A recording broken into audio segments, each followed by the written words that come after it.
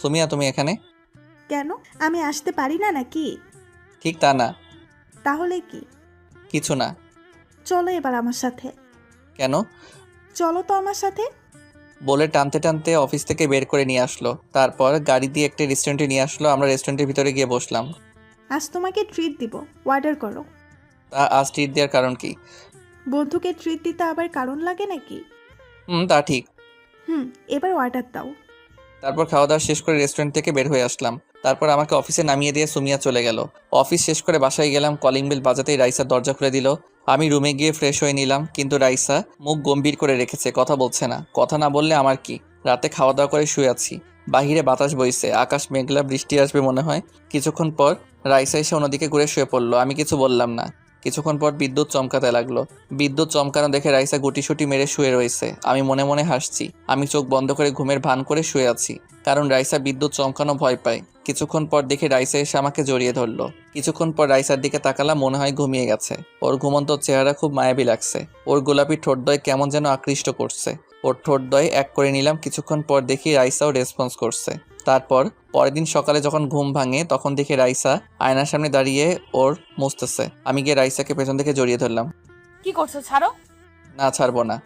এই ছাড়ো বলছি। যাও গোসল করে আসো, তোমার অফিসের দেরি হয়ে যাবে। তার আগে একটা কিস দাও।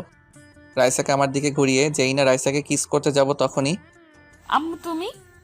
কই আম্মু? রাইসাকে ছেড়ে দিয়ে ওকে ছেড়ে দিতে দৌড়ে নিচে চলে গেল। তারপর ফ্রেশ হয়ে খাওয়া দাওয়া করে অফিসে চলে গেলাম। কিছুদিন পর রাতে খাওয়ার টেবিলে আব্বু বলল, আকাশ, আমরা কিছুদিনের জন্য গ্রামের বাড়ি যাব। কিন্তু আমার তো অফিস আছে। তোকে যেতে কে বলেছে? কাল আমাদের বাস স্টেশনে নামিয়ে দিয়ে আসবি। আচ্ছা, রাইসাও কি যাবে? না, ওকে যেতে বললাম, কিন্তু ও যাবে না। ও। তারপর খাওয়া শেষ করে রুমে গিয়ে ঘুমিয়ে পড়লাম। পরের দিন সকালে আব্বু আম্মু ও সাগরকে বাস স্টেশন থেকে বাসে উঠিয়ে দিলাম। তারপর বাসায় এসে অফিসে গেলাম। যাওয়ার সময় রাইসা তাড়াতাড়ি আসতে বলল, তাড়াতাড়ি বাসায় ফিরতে, কিন্তু অফিস শেষে একটা কারণে বাসায় আসতে আসতে রাত 12টা বেজে যায়। রুমে যেতেই রাইসা, আজ এত দেরি করলা কেন? নিশ্চয়ই বন্ধুদের সাথে পার্টি করছিলা। আজ অনেক মজা হয়েছে। তাহলে নিশ্চয়ই তোর গার্লফ্রেন্ডও ছিল ওখানে। হ্যাঁ, আমার সকল এক্স গার্লফ্রেন্ড ছিল। এটা বলতে রাইসা ঠাস করে চর বসিয়ে দিয়ে বলতে লাগলো, আকাশ, আমি ভাবতাম তুই আমার সাথে মজা করার জন্য এমন করে দেরিতে আসিস, কিন্তু না, তুই একটা খারাপ মানুষ। তুই স্বামী হওয়ার যোগ্যই না। আমি কিছু না বলে হাতে থাকা প্যাকেটটা ছুঁড়ে ফেলে দিয়ে বাসা থেকে বাহিরে চলে আসলাম। বাসার পাশে দোকান থেকে সিগারেট নিয়ে ছাদে চলে আসলাম। অন্যদিকে রাইসার চোখ যায় আমার আনা প্যাকেটের দিকে। রাইসা প্যাকেট খুলে দেখে বার্থডে কেক। আজ রাইসার জন্মদিন, তাই বাসায় আসতে দেরি হয়েছে। কেক দেখে রাইসা তার ভুল বুঝতে পারলো। রাইসা আমাকে ফোন দিতে লাগলো, কিন্তু আমার ফোন বন্ধ। আমি এক মনে সিগারেট টানছি, হঠাৎ রাইসা এসে সিগারেটটা নিয়ে ফেলে দিল। সরি, সরি, আর এমন করব না।